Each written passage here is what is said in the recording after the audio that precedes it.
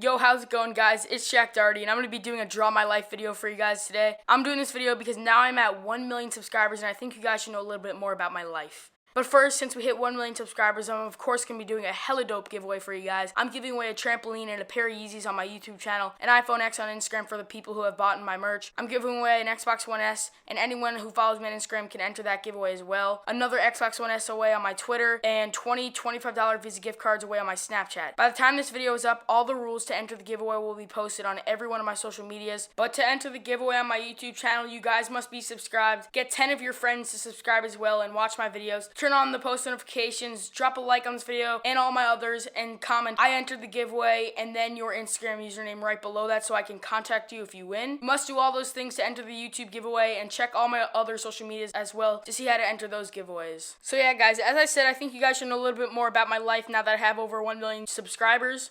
So I was born on October 8th, 2003 on Long Island, New York, and I was a pretty chubby baby, weighing in at roughly 9 pounds, and I was a freaking beast baby because I rolled over the day after I was born, which was pretty dope and it rarely ever happens. The first few years of my life, I lived a couple towns away from the house I currently live in now. I lived with my mom, my dad, my older brother Michael, my older sister Joanna, and my stepbrother Chris. My brother Michael, who was a year and 3 months older, wasn't a fan of having the little brother since my mom gave birth to me. He was a little jealous because I wasn't the new sibling and I was getting a lot more attention than him, obviously. Like, look at me, bro. Like, come on, I'm a freaking sexy baby. So he was a little mean to me growing up and would do stuff to mess with me and piss me off, like take my blanket away from me when I was sleeping, take my toys away from me when I was clearly playing with them. Michael.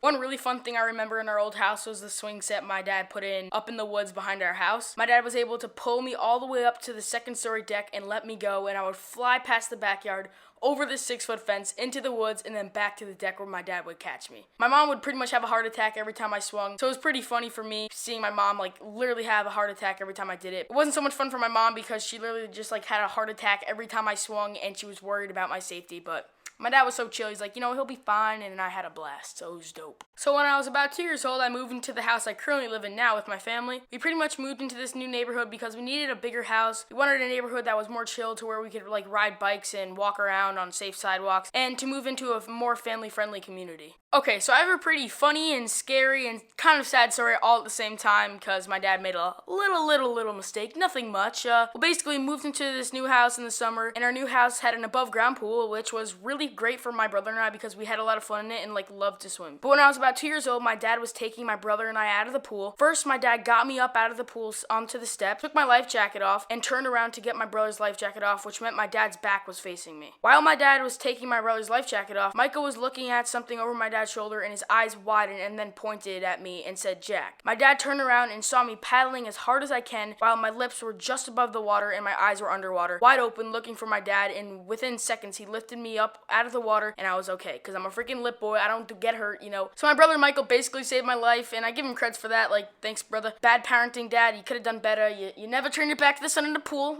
Remember that.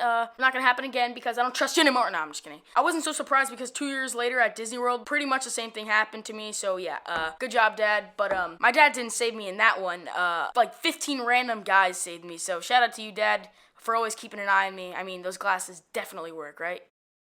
Yeah. But yeah, aside from that, growing up, my brother and I were pretty much opposites because we both like doing different things. My favorite thing to do was play sports. He kind of liked sports, but he also liked to do whatever my dad did, like work and stuff, and he kind of grew up fast, so yeah. Another thing my dad told me about growing up, which is a really funny story actually. Basically, my dad scared the crap out of my mom and my brother and I. My mom was changing my brother and I by our steps when you like walk in our house, and her back was facing away from the steps, and my brother and I facing the steps. My dad was home and no one knew it, so he decided to scare the living hell out of us by putting on a long overcoat and the scariest mask ever and walked up the steps and just screamed. My mom freaked out and literally tried to blend in with the wallpaper and left my brother and I at the top of the steps screaming and crying because of how scared we were. My dad took off the mask as fast as he could so he can stop us from crying. My mom was just shook from what just happened and she couldn't believe it. So good job, mom, on trying to save Michael and I. My parents should just be voted the best parents ever, right? Like, come on, they just do so much for us, right? They try and protect us like all the time. It's amazing.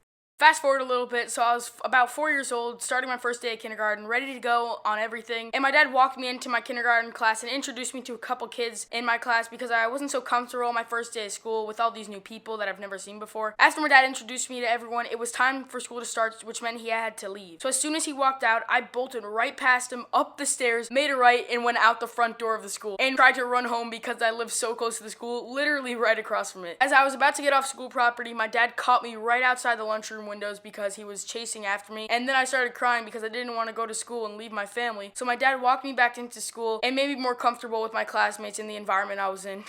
I don't know, I just thought it was pretty funny. Let me know what your first day of school was like down in the comment section below. Okay, so when I was about 5 years old in first grade, my family and I were bowling, and I went to get a pretty heavy bowling ball because my dad told me that the heavier the ball, the more pins you can knock down. So I was obviously amazed by that, so I was just like, you know what, I'm gonna go get the heavy ball and get a strike every freaking shot. So I was like, yeah. So I went up to the counter and asked for a heavier ball. The guy working there handed me a pretty big ball, and I was walking back to our lane, and I tripped over a chair or something. I'm not too sure what it was, but I know I just tripped on something. I fell and the ball landed on my thumb, and I was hysterically crying because little baby Jack couldn't take the pain, and it was a little but yeah, it really hurt bad, and I got some ice cream and I was chilling. Hey, you already know. Not so soon after that incident, my family and I were chilling at the beach, and my brother and I went to the concession stand to get some ice cream because obviously it was pretty freaking hot. On our way back to the chairs on the beach, your boy was too focused on his ice cream. I fell down the freaking stairs and stubbed my toe on the cement step, which nearly knocked my toenail off, and it was hanging just by the littlest thread, and smart little me decided to fall into the sand because of how much pain I was in, and I got sand all over my freaking wound. I know, smart little me. So as I was crying my ass off, my brother got my parents and they took me to the hospital where they cleaned all the sand out of my bloody toe while I was screaming crying. But before that, they put a needle with something in it to numb me, which hurt like shit because it literally put it right into the wound, like right where my nail was off, and it hurt so badly. I don't know why they had to do that. And at the end of the day, it sucked because I never got to finish that ice cream, and I'm still mad to this day. So yeah,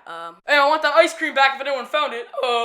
All throughout my life, I was obsessed with sports and probably the most athletic kid in my school at the time and could literally beat anyone at any sport at any freaking time. And I'm still really athletic to this day, but basically in second grade, I started playing travel soccer. It was so exciting and I really loved it. I played on the A team and I was a freaking beast. Oh, also, I was a QB in Pee Wee football as a kid as well, so that's pretty dope. But I played so many sports at a time and would sometimes have 5 different games a weekend and played on 3 different soccer teams at once. So I was a freaking grinder, bro. Growing up, I've always wanted a dog. My brother and I have been asking for one since I was 5 and he was 6. When I was around 6 years old, my dad said one of our Christmas presents could be a new dog. My brother and I were so happy and excited, so we waited a couple months, and at around April, we got our first dog. We named him Major after my dad's first dog, and as you guys know, he's literally the cutest thing ever. He's like the cutest little dog ever, so yeah. Besides Max, he's the cutest big dog ever because like he's a freaking beast. As you guys already know as well, we got Max a couple months ago. I bought him, and he's a freaking beast dog. I love him so much. So throughout elementary school, I was just really obsessed with playing sports, and I always got in trouble a lot because I had ADHD and I had trouble controlling myself pretty much 24/7. That really sucked because I was just that one kid who the substitute teacher would focus on and was warned by my teacher to watch out for because I would always act up and try and let my energy out. It wasn't really my fault because I couldn't really do anything to control myself, and I just had so much energy and I just didn't know what to do with it. It was kind of funny because I was just a little squirt roaming around the elementary school just like running and getting in trouble, but it was lit. I don't really care. That was in the past.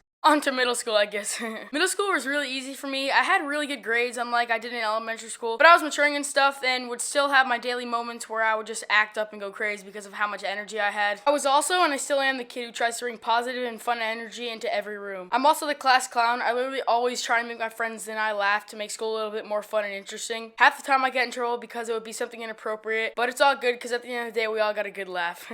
Andre and I became really close friends in middle school. We knew each other since we were like 4 because of wrestling, but in middle school, we really started becoming friends. We were pretty much obsessed with playing hockey and would literally play it all the time on teams or like whether it was playing with our friends, but it was just really, really fun. And ever since then, Andre and I have been best friends. Going into 7th grade, it was just a pretty chill year and stuff. Same me, same friends, same everything pretty much, so nothing new. But in 8th grade, I started becoming pretty popular because of my YouTube channel. The jealous kids would make fun of me here and there pretty much all the time, but it was okay because I always had a comeback. But in 8th grade, I also started to take an interest in flips and started flipping on the trampoline and stuff with my friends. I basically had 2 groups of friends then. One group of friends like to play hockey and the other group of friends like to flip. That's when Kevin and I started to become friends and started to hang out a lot. I'm just so thankful for all my friends for helping me to get where I am today, especially my 2 best friends, Kevin and Andre. Without them, I wouldn't be where I am today, and same thing with you, Jason and Mike. So yeah guys, a year later, you pretty much know what has happened with my life if you keep up with my videos. I just want to say a huge thank you to everyone who has helped me get to where I am today and for helping me get to 1 million subscribers, and I love you guys so much for that and you have no idea. So to give back to you guys, I just told you about the giveaway in the beginning of the video. So if you guys are interested in that, you can go follow me on all my social medias that are all linked in the description down below, or rewatch the beginning of this video. Please share this video with all your friends as well, because I worked so hard on this video and I would love your guys' support on it. Drop a like down below and a comment. Please show some support on this video. It'll really mean a lot to me. You have no idea. And yeah, I love you guys with all my heart, and have a